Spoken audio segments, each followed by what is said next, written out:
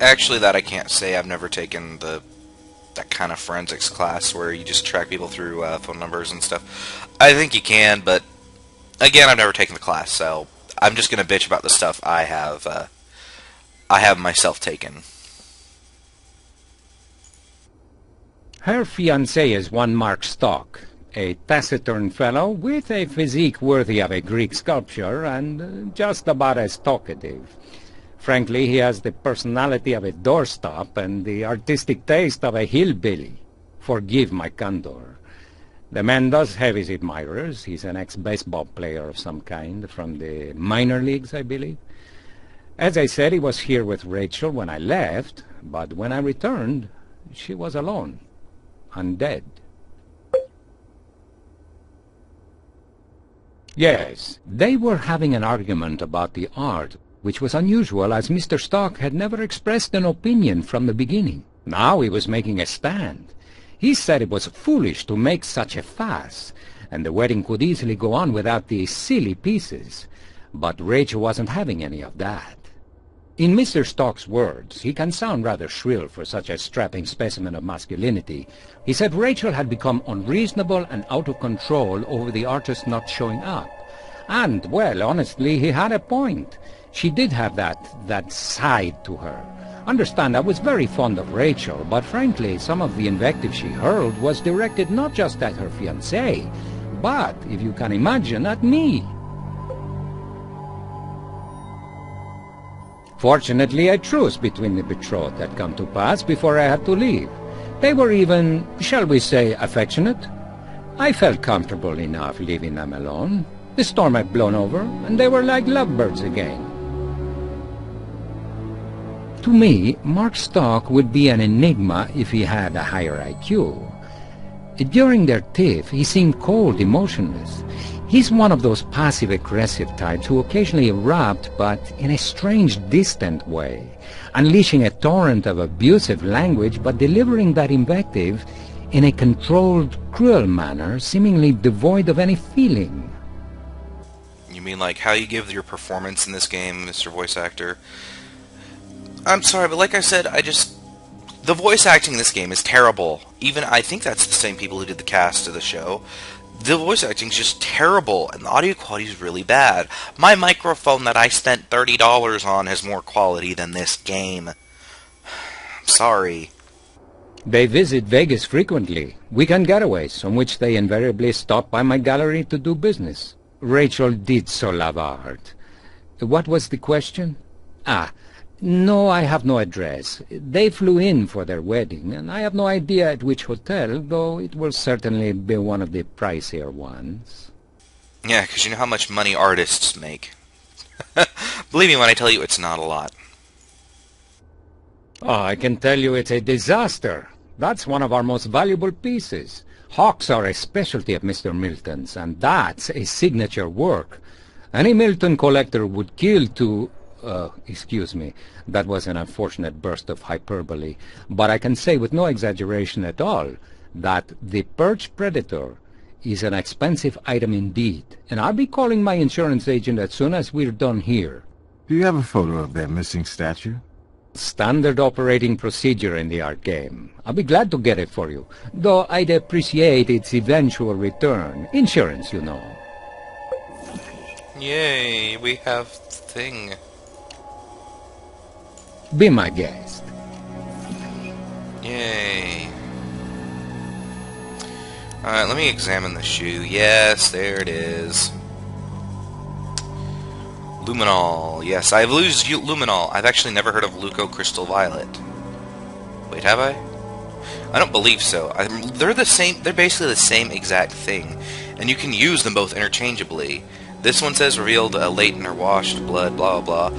Well, this is dried blood. Well, this blood is blood. You can use the same exact chemicals to get the same thing. And I've used this, and in fact, this actually does. I think you use this. I think you use Luco Crystal Violet, but I've actually used this. Yes, the blood does actually glow blue, and you do have to actually spray it a few times because I can't remember what chemical it reacts with, but it reacts with the chemical in the blood, and it causes it to turn blue. But you have to keep giving it the chemical. The luminol not luminol, the yeah, luminol. You have to keep giving it the spray so it keeps glowing blue. My fingerprints are all over this gallery, both literally and figuratively. As I said, I intend to cooperate fully. My life is an open book. Oh, easy now. What I did like is they actually did. This is actually the proper way to process fingerprints. Now, what these ones are right here is you take your hand and you actually roll the print with it. So you don't just like press it. You take the you ink the print, you ink your finger, and then you roll it. And this is they just put the whole. They roll ink all over your hand, and then you just press it down so you get a bit of the ridge detail on the other segments of your fingers. And the two middle ones right here are your thumbprints. So this should be thumb. I believe this is right, left, so it should be thumb, pointer, thumb, index, middle, pinky, or no, ring and pinky. I don't know. I don't know what the technical terms for all the fingers. All I know is they're just the phalanges. Use your phalanges. Okay. Would like to look at the back office. Can you open it? No, I'm sorry, no. What happened to full cooperation? Your life an open book? My life is an open book, that I pledge to you. But I can't allow this door to be opened. I may seem inconsistent, but there are many expensive, even priceless objects dark back there, and I cannot risk damage. Particularly when I see no relevance to your investigation, since it's been locked throughout this entire unfortunate affair. I'm sorry, unless you have a warrant, I just can't allow you to go flinging your fingerprint powder around and spritzing your various sprays.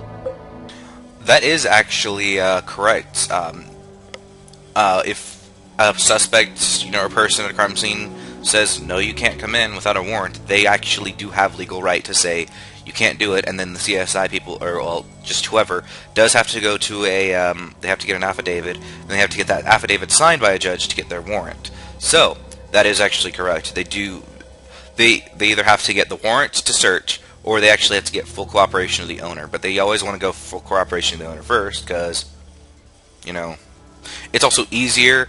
Plus, also you have to have probable cause to go into to get a warrant, because you're not just going to be like, oh, well, I need to search so-and-so place, and a judge will say, sure. He'll say, no, why do I need to give you this, and why also do I need to, the judge has to have full say, full knowledge of everything of why you're wanting to search. So just so you know, if you're an investigator and you want to search some place, always try to go for just asking the owner nicely. He might just say sure, but it's going to be a lot more difficult if you go and try to get a warrant, and you're not going to be able to get it lickety split. It's going to be a while before you get that. I don't think we have any more questions for him.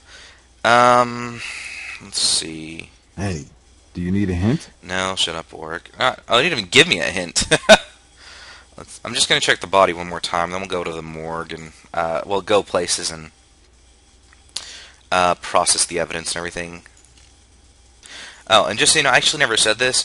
I should have said this whenever I was bitching about him being here. But whenever you are here for the crime scene, you have to have the mentality of you are never going to be coming back here again. You need to get every bit of evidence. You need to be 100% sure that you are ready to leave before you leave. Because most of the times, you won't be coming back to a crime scene ever again. So that means you could probably lose some evidence. You could not get some evidence. So you will need to make sure you have everything out of a crime scene before you go anywhere. Well, let's first go to the morgue.